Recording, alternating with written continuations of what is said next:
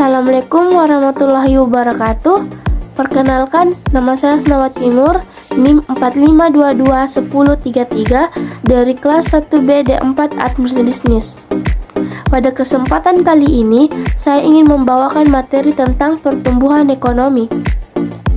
Ada pula pokok pembahasan yang akan kita bawakan, yaitu pengertian pertumbuhan ekonomi, teori pertumbuhan ekonomi, ciri-ciri pertumbuhan ekonomi, metode pengukuran pertumbuhan ekonomi, dan faktor-faktor pertumbuhan ekonomi. Pembahasan pertama yang akan kita bahas adalah pengertian pertumbuhan ekonomi. Teman-teman tahu tidak apa itu pertumbuhan ekonomi? Pertumbuhan ekonomi adalah suatu kondisi di mana terjadi peningkatan produk domestik bruto dari suatu negara atau daerah. Pengertian lain pertumbuhan ekonomi adalah proses pertumbuhan kondisi perekonomian suatu negara secara berkesinambungan menuju keadaan yang lebih baik selama periode tertentu. Pertumbuhan ekonomi dapat diartikan juga sebagai proses kenaikan kapasitas produksi suatu perekonomian yang diwujudkan dalam bentuk kenaikan pendapatan nasional. Adanya pertumbuhan ekonomi merupakan indikasi keberhasilan pembangunan ekonomi. Selanjutnya, teori pertumbuhan ekonomi. Dalam perkembangannya, hingga saat ini terdapat berbagai teori pertumbuhan ekonomi. Teori ini sendiri banyak muncul untuk menjelaskan siklus pertumbuhan sekaligus faktor-faktor yang berpengaruh secara langsung terhadap suatu peningkatan perekonomian nasional oleh para ahli. Di antara banyaknya teori bermunculan, berikut ini beberapa di antaranya. Yang pertama, teori neoklasik. Teori neoklasik atau dikenal juga sebagai model pertumbuhan ekonomi Solow Swan sebab mulanya diperkenalkan Adam Smith, kemudian dikemukakan kembali oleh Robert Solow dan T. W. Swan. Teori ini menyatakan terdapat 3 faktor utama yang mempengaruhi pertumbuhan ekonomi, diantaranya modal, tenaga kerja, dan perkembangan teknologi. Teori ini juga meyakini bahwa peningkatan jumlah tenaga kerja dapat meningkatkan pendapatan per kapita. Namun, tanpa adanya teknologi modern yang berkembang, peningkatan tersebut tidak akan memberikan dampak positif terhadap pertumbuhan ekonomi secara nasional. Kemudian, teori klasik. Teori klasik telah berkembang mulai dari abad ke-18. Pencetusnya adalah tokoh terkemuka bernama Adam Smith yang menyatakan bahwa perekonomian penduduk dalam suatu negara akan meraih titik tertingginya saat menggunakan sistem liberal yang terdiri dari 2 unsur utama, yaitu pertumbuhan penduduk dan outputnya. Konsep ini kemudian disanggah oleh David Ricardo yang menyatakan bahwa pertumbuhan penduduk tidak memberikan pengaruh positif terhadap pertumbuhan ekonomi nasional. Sebaliknya, hanya akan membuat tenaga kerja produktif bertambah sehingga berdampak pula pada turunnya upah pekerja. Teori ekonomi klasik lahir sebagai tonggak pertama dalam pemikiran ilmu ekonomi yang digunakan sebagai suatu disiplin ilmu. Teori tersebut muncul karena adanya kelemahan dan kekurangan dari teori ekonomi sebelumnya. Kemudian yang terakhir, teori historis. Teori ini dikembangkan oleh sejumlah ahli ekonomi, diantaranya Karl Bucher, Werner Sombart, dan Friedrich List. Dengan pandangannya yang berbeda-beda, namun sama-sama berpusat pada kegiatan ekonomi masyarakat. Menurut Karl, hubungan antara produsen dan konsumen mempengaruhi pertumbuhan ekonomi nasional. Hubungan ini sendiri terjadi dalam kota, kemasyarakatan, tingkat rumah tangga tertutup, hingga dunia. Sementara Werner Sombart mengelompokkan peran masyarakat dalam pertumbuhan ekonomi dari tahapan perekonomian tertutup, tahapan pertumbuhan industri, hingga tahapan kapitalis. Selanjutnya, ciri-ciri pertumbuhan ekonomi. Pertumbuhan ekonomi modern adalah pertanda penting di dalam kehidupan perekonomian. Prof. Simon Kuznets menunjukkan 6 ciri pertumbuhan ekonomi modern yang muncul dalam analisa yang didasarkan pada produk nasional dan komponennya, penduduk, tenaga kerja, dan sebangsanya. Kita akan membahas satu persatu ciri-ciri pertumbuhan ekonomi. Yang pertama, laju pertumbuhan penduduk dan produk per kapita. Pertumbuhan ekonomi modern yang sebagaimana terungkap dari pengalaman negara maju sejak akhir abad ke-18 atau awal abad ke-19 ditandai dengan laju kenaikan produk per kapita yang tinggi dibarengi dengan laju pertumbuhan penduduk yang cepat. Laju kenaikan yang luar biasa itu paling sedikit sebesar 5 kali untuk penduduk dan paling sedikit 10 kali untuk produksi. Yang kedua, peningkatan produktivitas. Pertumbuhan ekonomi modern terlihat dari semakin meningkatnya laju produk per kapita, terutama sebagai akibat adanya perbaikan kualitas input yang meningkatkan suatu efisiensi atau produktivitas per unit input. Hal ini bisa dilihat dari semakin besarnya masukan sumber tenaga kerja dan modal atau semakin meningkatnya efisiensi atau kedua-duanya. Yang ketiga, laju perubahan struktural yang tinggi. Perubahan struktural dalam pertumbuhan ekonomi modern mencakup peralihan dari kegiatan pertanian ke non-pertanian, dari industri ke jasa, perubahan dalam skala unit-unit produktif, dan peralihan dari perusahaan perseorangan menjadi perusahaan terhadap hukum, serta perubahan status kerja buruh. Yang keempat, urbanisasi. Pertumbuhan ekonomi modern ditandai pula dengan semakin banyaknya penduduk negara yang maju yang berpindah dari pedesaan ke daerah perkotaan. Inilah yang disebut urbanisasi. Urbanisasi pada umumnya adalah produk industrialisasi skala ekonomi yang muncul dalam usaha non-agraris sebagai hasil perubahan teknologi mengakibatkan perpindahan tenaga kerja dan penduduk secara besar-besaran dari pedesaan ke daerah perkotaan. Yang kelima, ekspansi negara maju. Pertumbuhan negara maju kebanyakan tidak sama. Pada beberapa bangsa, pertumbuhan ekonomi modern terjadi lebih awal daripada bangsa yang lain. Hal ini sebagai besar diakibatkan perbedaan latar belakang sejarah dan masa lalu ketika ilmu dan pengetahuan modern mulai berkembang. Yang keenam, arus barang, modal, dan orang antar bangsa. Arus barang, modal, dan antar bangsa kian meningkat sejak kuartal kedua abad ke-19 sampai Perang Dunia I, tetapi mulai mundur pada Perang Dunia I dan berlanjut sampai akhir Perang Dunia II. Tapi demikian sejak awal tahun 50-an terjadilah peningkatan dalam arus barang, modal, dan antar bangsa. Selanjutnya, metode pengukuran pertumbuhan ekonomi. Kesuksesan suatu negara dilihat dari pertumbuhan ekonominya.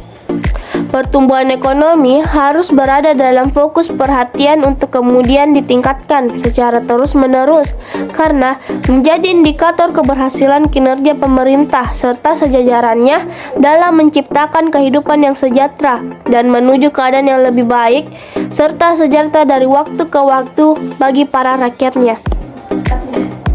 Pada dasarnya, pertumbuhan ekonomi dilihat dan diukur dengan cara membandingkan komponen yang dapat mewakili keadaan ekonomi suatu negara masa kini dan periode sebelumnya. Ada dua komponen yang kemudian dapat digunakan untuk mengukur pertumbuhan ekonomi, yaitu yang pertama, produk nasional bruto atau gross national product. Produk nasional bruto (PNB) sebagai suatu pendapatan yang diterima oleh negara dalam suatu tahun dengan berdasarkan kepada perhitungan pendapatan yang diterima oleh warga negaranya. Artinya, pendapatan warga negara Indonesia di luar negeri juga dihitung ke dalam Gross National Product (GNP), sedangkan pendapatan warga negara asing yang berada di Indonesia tidak termasuk dalam Gross National Product (GNP). Pendapatan yang termasuk dalam Gross National Product (GNP) juga harus merupakan produk barang jadi yang dilihat dari harga pasar yang berlaku pada periode yang akan dihitung. Sedangkan untuk menghitung pertumbuhan ekonomi menggunakan pendekatan PNB atau Gross National Product (GNP) adalah dengan cara membandingkan Gross National Product (GNP) di periode ini dengan Gross National Product (GNP) pada periode sebelumnya. Misalnya, jika ingin mengetahui persentase pertumbuhan ekonomi di tahun 2021, maka harus mengetahui berapa jumlah Gross National Product (GNP) yang didapat Indonesia di tahun 2020 dan Gross National Product (GNP) pada tahun 2019. Berikut ini visualisasi perhitungan pertumbuhan ekonomi suatu negara berdasarkan PDB atau GNP. P merupakan persentase pertumbuhan ekonomi suatu negara. GNP merupakan GNP suatu negara. GNP Y kurang 1 merupakan GNP per PNB suatu negara pada tahun sebelumnya. Selanjutnya yang kedua, produk domestik bruto atau gross domestic product. Jika produk nasional bruto PNB atau gross national product GNP dihitung berdasarkan pendapatan suatu negara dari penghasilan yang didapat oleh warga negaranya dimanapun ia berada, maka produk domestik bruto PDB atau gross domestic product GDP didapat dari pendapatan negara berdasarkan batas wilayah atau teritorialnya. Jadi, semua produksi ekonomi yang dilakukan dan terjadi pada suatu negara, baik oleh warga negaranya atau warga negara asing, termasuk ke dalam perhitungan Gross Domestic Product (GDP). Meski demikian, pendapatan yang dihasilkan oleh warga negara Indonesia yang bekerja di luar negeri tidak termasuk ke hitungan GDP. Rumus menghitung pertumbuhan ekonominya pun hampir sama dengan menggunakan Gross National Product (GNP), di mana dilihat perbandingan antara Gross Domestic Product (GDP) di periode tersebut terhadap Gross Domestic Product (GDP) di periode sebelumnya. Misalnya, ingin mengetahui persentase pertumbuhan ekonomi di tahun 2021, maka perlu memiliki data Gross Domestic Product (GDP) di tahun 2020 dan Gross Domestic Product (GDP) di tahun 2019. Berikut adalah visualisasi perhitungan pertumbuhan ekonomi berdasarkan Gross National Product (GNP) atau Produk Domestik Bruto (PDB) suatu negara. P merupakan persentase pertumbuhan ekonomi suatu negara. GDP merupakan GDP suatu negara. GDP Y kurang 1 merupakan GDP per PDB suatu negara pada tahun sebelumnya. Selanjutnya, faktor-faktor pertumbuhan ekonomi.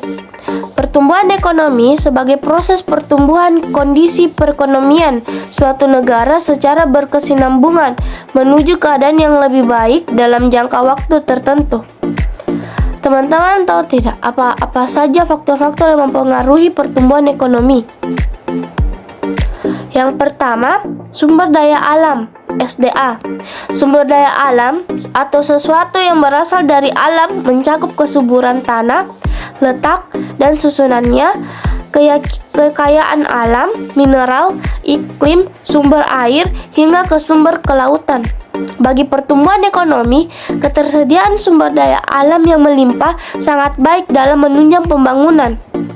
Sumber daya alam sendiri terbagi lagi menjadi 3 jenis, diantaranya sumber daya alam hayati, sumber daya yang berasal dari makhluk hidup, baik dari hewan maupun tumbuhan. Contohnya, sumber daya alam hayati diantaranya ayam, sapi, sayur, kayu, teh, kopi, dan lain-lain. Sumber daya alam non-hayati, sumber daya yang bukan berasal dari makhluk hidup. Contohnya air, sinar matahari, udara, tanah, dan lain-lain. Sumber daya alam yang dapat atau dipulihkan kembali, contohnya sumber daya aini, diantaranya hewan, tumbuhan, pepohonan, dan ikan. Sumber daya alam yang tidak dapat diperbaharui, sumber daya yang bersifat terbatas sebab terbentuknya oleh proses alamiah dengan jangka waktu yang lama. Contohnya minyak bumi, batu bara, dan gas alam. Terakhir, sumber daya alam yang kekal yang tak akan bisa habis.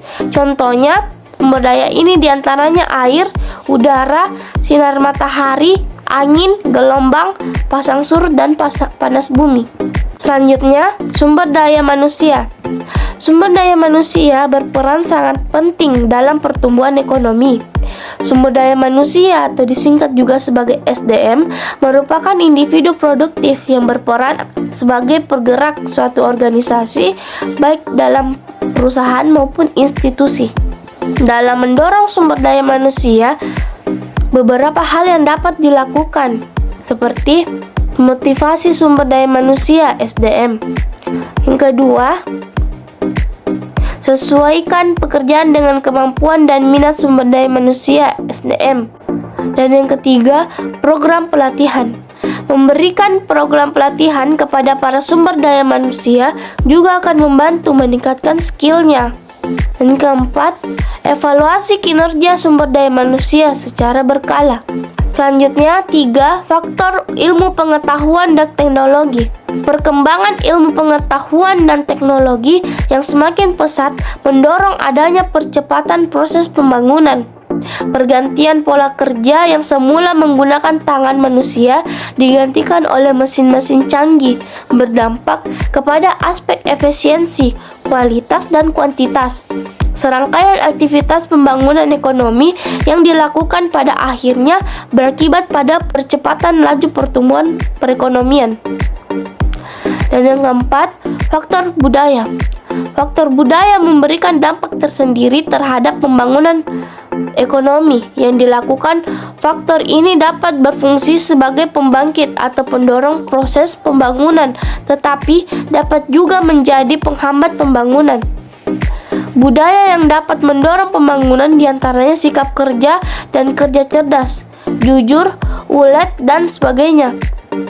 Yang kelima, faktor politik dan administrasi pemerintahan. Struktur politik dan administrasi yang lemah merupakan penghambat besar bagi pembangunan ekonomi suatu negara. Politik yang berada dalam kondisi yang tidak stabil serta pemerintahan yang korup tentunya akan sangat menghambat kemajuan ekonomi. Selain itu, aspek sosial kehidupan masyarakat seperti tingkah laku, sikap, motivasi kerja, pandangan masyarakat atau kelembagaan masyarakat, tertib hukum dan susunan serta peraturan dan pelaksanaan hukum perundang-undangan yang keliru juga menjadi faktor penghambat kemajuan ekonomi. Dan yang terakhir, laju inflasi. Inflasi akan berdampak pada menurunnya indeks kepercayaan konsumen karena masyarakat cenderung mengurangi belanja karena berhati-hati terhadap risiko kenaikan harga tinggi. Kesimpulan yang dapat kita ambil dari pembahasan sebelumnya adalah pertumbuhan ekonomi merupakan suatu faktor yang menentukan pembangunan ekonomi baik di negara maju maupun di negara berkembang. Semakin baik pertumbuhan ekonomi suatu negara, maka semakin baik pula pembangunan ekonomi di negara tersebut. Adanya pertumbuhan ekonomi merupakan indikasi keberhasilan pembangunan ekonomi. Terdapat banyak faktor yang mendorong dan menghambat pertumbuhan ekonomi. Sekian dari saya. Mohon maaf bila ada salah kata. Wabillahi taufiq wal hidayah. Wassalamualaikum warahmatullahi wabarakatuh.